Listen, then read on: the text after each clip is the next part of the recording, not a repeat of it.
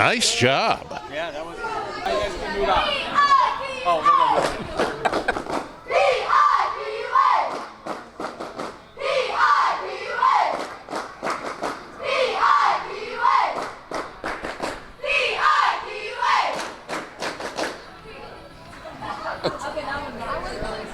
Hello, ladies and gentlemen, and welcome to another edition of the Indian Nation Station pregame show right here on the Indian Nation Station. Tonight, we're filming our show here at one of our best sponsors, Buffalo Wings and Rings. I'm your host, AJ Ganger. With me, as always, the coach, Brian Gillespie, and our special guest tonight, Mr. Tom Michaels, our play-by-play announcer. Gentlemen, thank you for being on the show here tonight. I'm excited. We got the legend in the building tonight, so it's going to be a good one. How about that? Yeah. I've been called a legend before, but not for this. Well, a lot of people really love the way you call our Pickwa games and really appreciate it. Well, it's been a lot of fun. I got to do radio for a long time, and then just last year, Chip asked me to come in and work with the play-by-play on TV, and I had been hoping to get into some TV. So it worked out perfect, and boy, what a time to come in and be working with Pickwa football. I agree. They have had their best seasons here, Brian, as well. Okay. Two back-to-back 10 and 10-0 seasons. This year we're 9-2 heading into round number 2. Don't forget, tonight's game is going to be another live broadcast on the Indian Nation Station's YouTube channel. That link will be posted on Friday afternoon at noon, I should say, on the Indian Nation Station. Tom Michaels and myself will be on the call for that game this week, as Brian will not be here. So yeah, I apologize in advance if I'm not very good on color. Hey, I got duties. Got a coach. Yep. Got practice. Wish I could make it. I'm gonna miss being there. But hey, we're gonna have another game next week, so I'll be on the call for that one. I'll tell you what, one thing I want to say, I've got a personal services contract with... Oh, man, no, we don't. This is not sponsored by Heinz Ketchup at all. Let's go ahead and jump into last week's games here, guys. In Division II, Region 8, we had Winton Woods winning 35-13 over LaSalle. Ross beats Northwest 41-7. Kings 56, Sydney 14. Withrow 44, Loveland 7. Little Miami 27, Xenia 24 in 2 overtimes. Anderson the 44-7 victory over Troy. Edgewood beats Lima Senior 38-6, and obviously Pickwa's game 51-6. What are your guys' thoughts on Division II? Well, the way I look at it,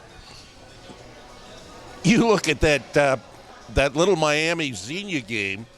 I mean, I went to do the UD game the next day, and the first thing somebody said to me was, how about that Xenia game?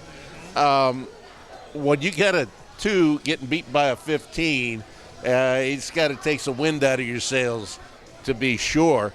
I don't know. I didn't see that one coming at all, particularly after what they did 28-0 against Pickwa early in the season. I mean, they had a news article in the Dayton Daily News the day before the game talking about how Xenia was primed they're ready to make a big run, and to have it fall flat like that, man, that's a killer. Because I mean, you had that community. I mean, they did some crazy stuff. They were doing, that community came together for that team, and it's kind of sad that it ended the way it did. But you know what the OHSAA is saying? See, you people did want 16 teams in every region. Now you know why we did this, because you have things like that. Now, don't tell anybody else that the average victory was probably in the 30s in the first round of the tournament. But there are games, much like the NCAA tournament in basketball, where you're going to see an upset occasionally like that. Heck, last year Stebbins pulled one off, a 3-14 game. Yeah, they did. So that was a similar situation just for the MVL on the good end there. Yep. MVL, other than Pickwa and Tip, did not look good, though, with Troy getting absolutely blasted in the first round by Anderson. That was a relatively surprising score. I thought Anderson could win that, as I mentioned on the pregame show, but I did not see 44-7 coming, that's for sure. No, I didn't either. And then we've got Division III, Region 12, which has our other MVL team in there, Tip City. They won their game 42-0 over Hillsboro. Trotwood beats CJ 40-33. I called that one and told Brian that the next day. This guy he'll call one game and he'll ride that train the rest of the day. I will. He wants to send me texts for the next 3 days. Hey, remember when I called that Trotwood game? And you know what? I was surprised because I did think CJ would win that, but Trotwood has won 6 in a row. They had won 5 in a row coming into the playoffs, so they've kind of found their way. Now they got the 2 of those teams. Now they face off. I don't know that they have enough to beat Tip, though. I don't think so either. It's going to be very, very tough for Trotwood Madison to be able to do that. Tip, we know them. We've seen them. Piqua had a very good game against them, and it just kind of went away late. But I think Tip could easily come across and beat Trotwood Madison. Yeah, that Tip City game was crazy, the way the momentum just shifted, and you could feel it in the stadium just shift from Piqua's sideline halfway through that third quarter into that fourth quarter. But we won't bring that up too much because we've got our players coming on here in just a little bit. So we don't want to bring up those. They would like to snap and clear that thing from their memory, and we will. So, guys, I took the liberty of going through all 26 regions and all 7 divisions to find out all of the huge upsets that happened in round number 1. Now, we won't go through research right there. We won't go through all of them because some of them are 6-11 matchups, which in my mind, or 7-10, aren't that huge of upsets. But we did have a lot of 4 seeds go down to 13 seeds. For example, in Division 3, Region 9, Kinston, 13 seed, beat Hunting Valley 40-33. In Region 10, Division 3, Defiance beats Cloverleaf 63-28. In Division 4, Region 13, Akron Bucktoll beats Woodridge 24-21. Division 4, Region 16, Clinton Massey, who has been former state champions before, beats Unito 38-0. Eaton with the 31-28 victory over Fenwick in Division 4, Region 16 as well. That one had the most upsets out of any region in the state of Ohio. Now, our region was pretty close, though, because with the other 2, with Little Miami winning, and also with Little Miami and Anderson both pulling the upset there, as well as there was one other on the other side. So it was close. There was quite a few upsets there. Ross beat Northwest. The Fighting Ratliffs got the revenge they needed. They lost it close early season, and then they beat them 41-7. So they flipped the script on that one pretty well. I tell you, you look at it. I'm one of these guys that thinks that when they expanded to 16 for each region, it was too much. Yes. I liked it when it was 8, but at the same time, you sit there and go, the reason for that is you're going to get an awful lot of these big scores that's not competitive. But then you look at all these upsets. Yes. I mean, it's the old cliche, you can throw out the records once you get to the second season. Yeah, and what was crazy too when I was looking up all these upsets, a lot of these games are 1 to 2 score games. You have the Clinton Massey shutout. You have Cardinal Moody shutting out Edison, blowing out those teams. TV South blew out Williamsburg 70-38. How about 108 points put on the board in one game? That's a ton insane. of points. That's insane. I hope you took the over on that one. Oh yeah, for sure. Pete. But it's just you're looking at them, and just like Tom said, 7-point game, 4-point game, 3-point games, 10-point games. That's crazy close, and people want to talk about, well, why did we go to 16? Look at all of these upsets right here. I mean, there's a lot of them. You really can't see on camera because we've got the papers in front of us. There's a lot of upsets for round number 1 with 16 teams. Yep, and and I think that will give the OHSA a plenty of, okay, here you go. Yep. You want to go back to 8? You want to go to 4? Whatever it is, 6? Whatever you want to do. Well, look at the proofs in the pudding here. We have a lot of competitive games. At least they're not all competitive. There are going to be your blowouts, but there's also a lot of upsets that wouldn't have happened otherwise if you only had 8 teams in the thing. So I agree. Well, let's talk about Piqua and Stebbins. Yeah, let's go ahead. That was the second time they have met in a 2-week period. Yeah. And it was a totally different game. You just had a feeling when the guys came out there that night, boom, they went right after it. And I really think Stebbins was kind of shell-shocked. I thought Stebbins probably, after leading into the fourth period in the regular season game, I think they came here and thought, well, we can win this game. It wasn't long into it that they were down 21-0, and they realized we're not going to win this game. And you could see that with body language, with some of the actions of some of the players out there for Stebbins. Our guys just took it to him. Yeah, we really did. Brady Uhl had a great game again, 12 of 17 for 177 yards, 2 touchdowns. Kai Warner, the workhorse running back, 24 carries, 142 yards, 2 touchdowns. My man Sam Schmeezing, though, also had 2 touchdowns, 7 carries, and 49 yards. 14 tackles on defense and a sack. Colton Booker, those 3 catches for 69 yards and a touchdown. How about that 54-yard punt return for a touchdown by Drayshawn Roberts? Great block by Anson Cox as well. You know, if you look at the stats, 429 total yards for Piqua, 103 for Stebbins. The week before, they almost had 200-yard rushers. It was very even the week before. And the time of possession was almost even in this second meeting. When Stebbins had the ball, it seemed like the entire game the previous meeting. And Stebbins only rushed for 80 yards total on 26 carries, which was a huge difference than the previous week when they pretty much ran the ball and ran the clock down almost the whole entire game till late. So there was, it was, like Tom said, it was an absolute opposite game. You felt it right out of the gate.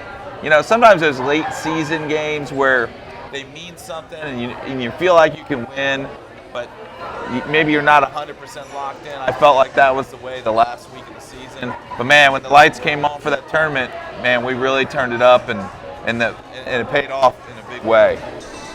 And you take a look at the defense. They just came out there very early, took it right to them. You could almost see that Stebbins was trembling a little bit. Yeah. This time they came out, instead of coming out with their passing quarterback, the freshman, they went ahead. They came out with Adrian Norton. Okay, yeah. I have to forget these things so I can start working on the next game. Yeah. But they came out with Adrian Norton, and he actually started the game, and really stayed in most of the game. I mean, the freshman didn't really see a whole lot of playing time until second half when it was out at, you know, they almost didn't have a chance to get him in there very much. They were already behind the sticks, behind in the game, but they couldn't do much because really they run the ball, and that's, unless they're successful running the ball, they don't have much offense. How was it like for you guys to have to call basically the same 2 teams 2 weeks in a row? I've never seen that before. I'll tell you what, I had a couple situations of deja vu when I got there. First quarter, and my eyes were blurry a little bit. I'm like, is this I had to, you know, say, oh yeah, we are watching the same 2 teams coming out. They're doing the exact same way coming out of the tunnel. The Stebbins is coming out with the flags and everything. And I was like, wow, this is a major case of deja vu, that's for sure. Yeah. Well, it was a little bit different, like I say, because once they got on the field, they didn't go with the same sets. They didn't go with the same thing that they had gone the week before. They had a different quarterback in there. They also had a different running back in there. Lyles got the start, and the Indians just did a real good job of putting them asunder. I think they just played about as well as they could the week before, and they were just out of steam. They didn't have much more for them. So I think they knew they were going to run into that buzzsaw of Piqua coming into a playoff game and hosting it, that it was going to be huge. Yep. At this time, we're going to take a break. We will come back, and at this time, we'll interview Sam Schmeezing and Anson Cox when we return.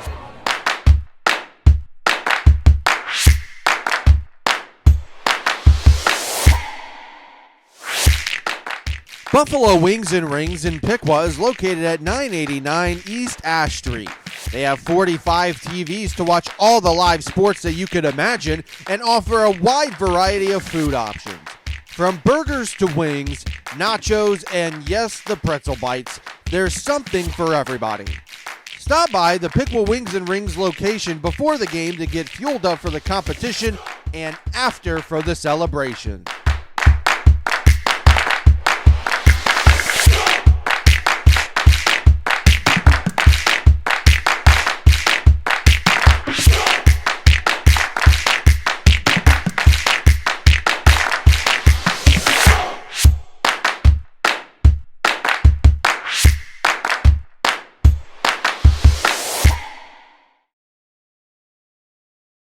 Welcome back here to Buffalo Wings and Rings for our pregame show as we are getting ready to play Edgewood on Friday night. Joining me now, Sam Schmeezing and Anson Cox, two of the guys that go out for the coin toss every week, and Sam's always the one who does the speaking.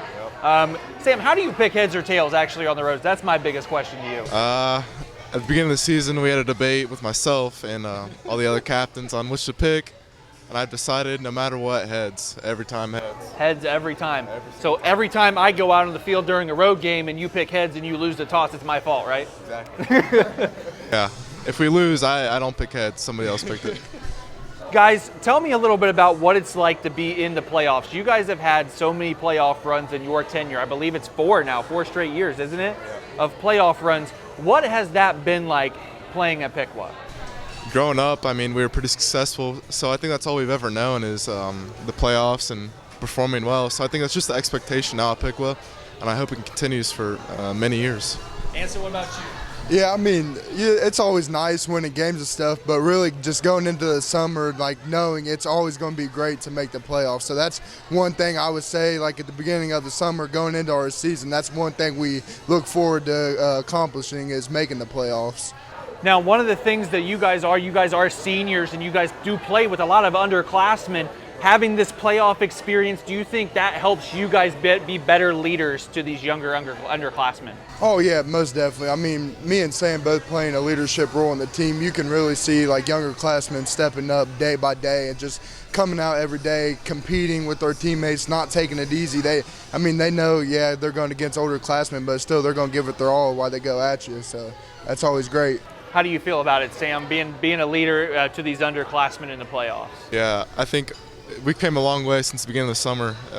Had some questionable commitment to the program, but now, I mean, dudes are showing up every single day regardless of no excuses. And I think as far as the playoffs goes, I think it gives them a lot of experience for the future and what they can achieve. I mean, there's a lot to achieve in the playoffs, and it sucks losing, so you can't lose. Yeah, you guys have felt that heartbreak a couple times, and you guys obviously are trying to go the distance this season. What is it like to play with such a legendary coach in Bill Neese? I mean, this is the 15th season that you guys have made the playoffs, and this guy has been coaching here for most of those. He has a state championship ring and a runner-up to his name. What is it like to play for a man like him? It's awesome. You couldn't ask for a better coach. I wouldn't want to play for any other coach in the state of Ohio, and I think that's his coaching and all the other coaches is what sets us apart from the other teams. I mean, sure, you can have athletes, but it doesn't matter if you can't put it all together, and I think the coaching is what does that for us.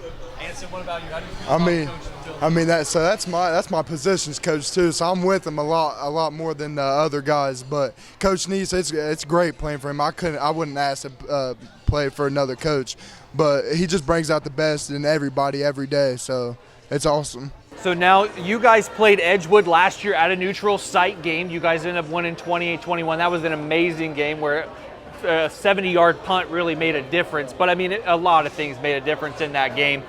Talk a little bit about what it's going to be like now to go on the road to their place this season. Oh, it's definitely going to be a different environment, but just going into the game, I mean, we're going to always have the same mindset no matter where it's held at. But, I mean, just going in, expectations still going to be get the job done. Yeah.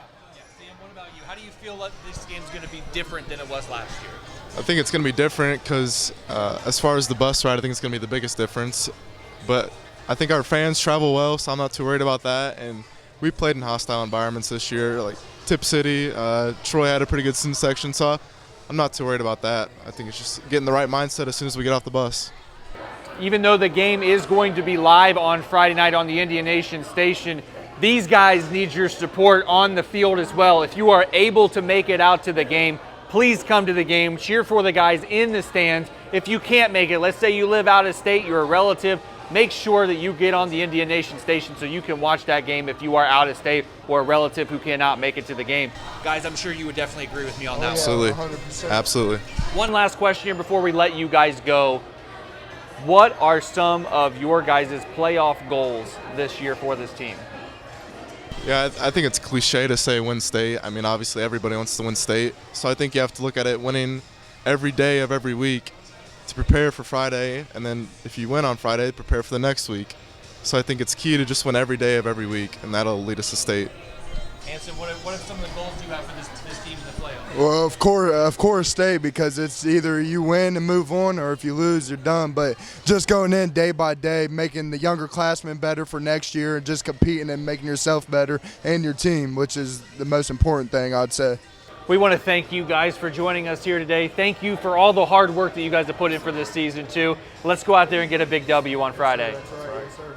When we come back, we'll bring Tom Michaels and Brian Gillespie back on to preview this weekend's game with Edgewood.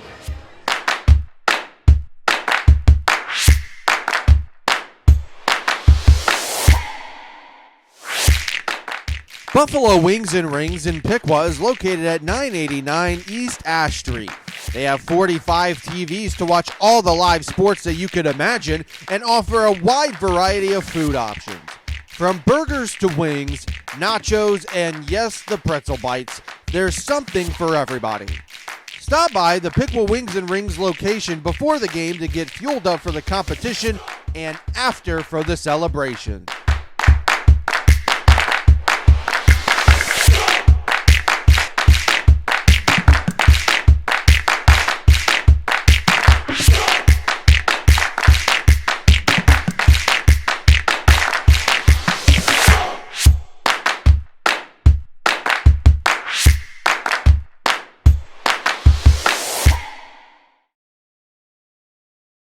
Welcome back to the Indian Nation Station pregame show here this week live from Buffalo Wings and Rings. We'd like to thank all of our sponsors for the 2022-23 school year.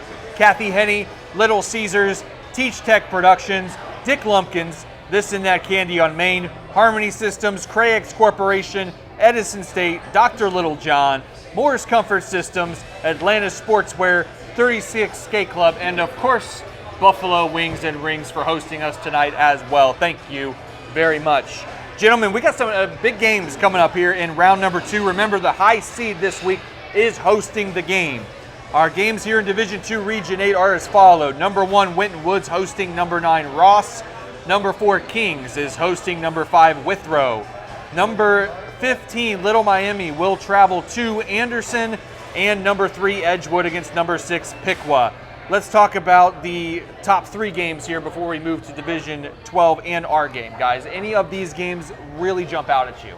Well, I'll be honest, Kings Withrow 4-5 makes a lot of sense as a 4-5 matchup. Withrow, you may think, not as good maybe as Kings, because Kings have been had really good seasons the last couple years.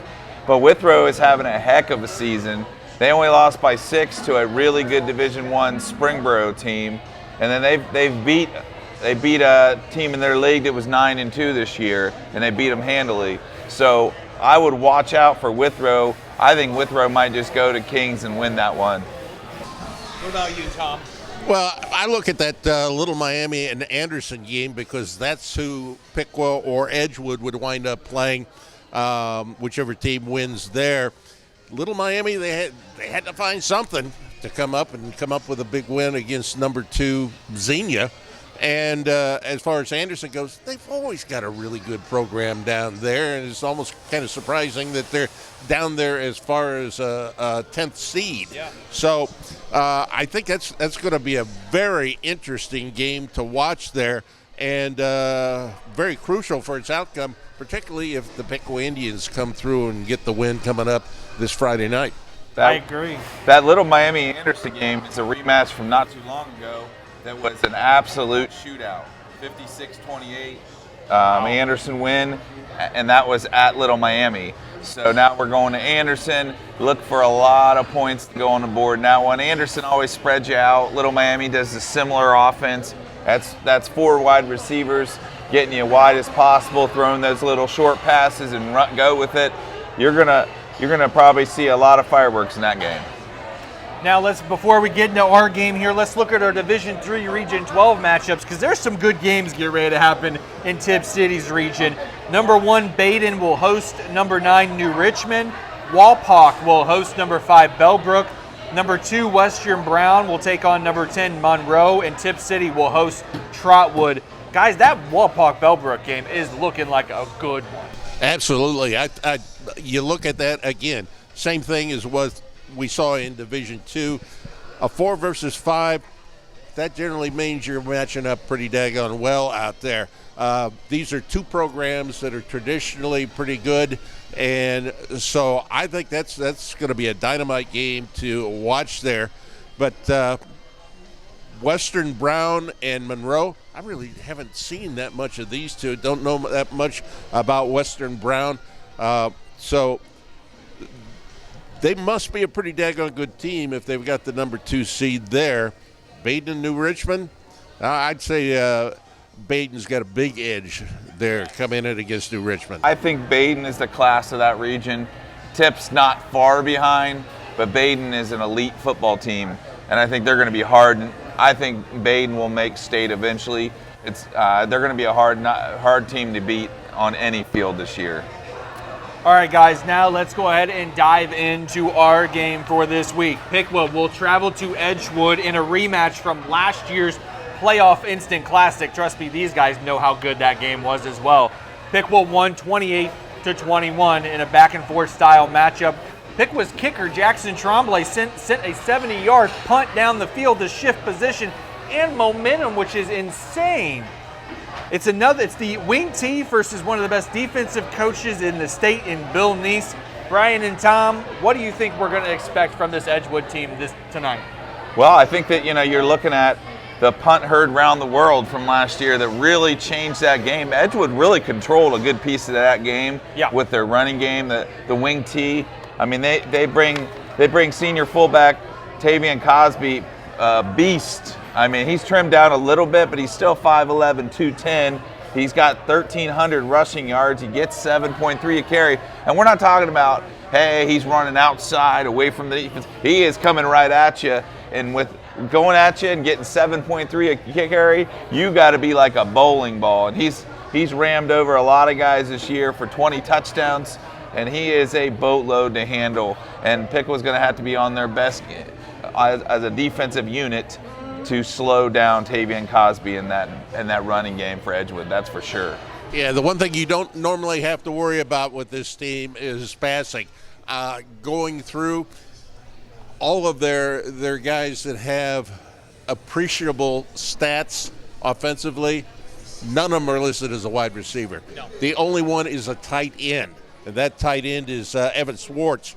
So, and he's only been on the end of a reception 8 times. They will throw to those backs as they come out of that wing T, but that's not something you normally have to worry about with this team. Riley Brown, just 35 of 71.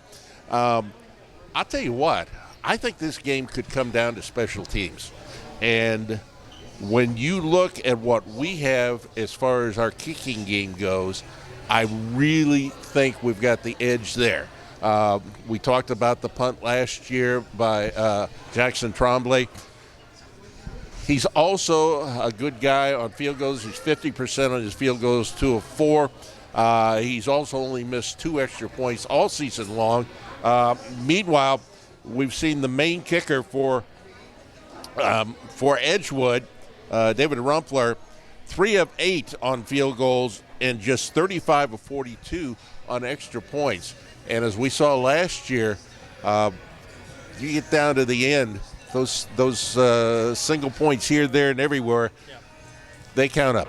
Yeah, they do. And Brian was telling me about the kicker earlier today at school that, their kicker last year, his numbers were really solid. Obviously, Jackson's numbers are always solid as well. But this year, he says, if it comes down to the kicking game, I think we're going to definitely win this game. Also, one of the things I want to point out, too, from last year, turnovers. How many times did Edgewood fumble the football last year and Pickwood ended up recovering it, including that interception that sealed the deal last year? That's going to be huge in this game, too. Well, definitely, they put the ball on the ground more, a good bit.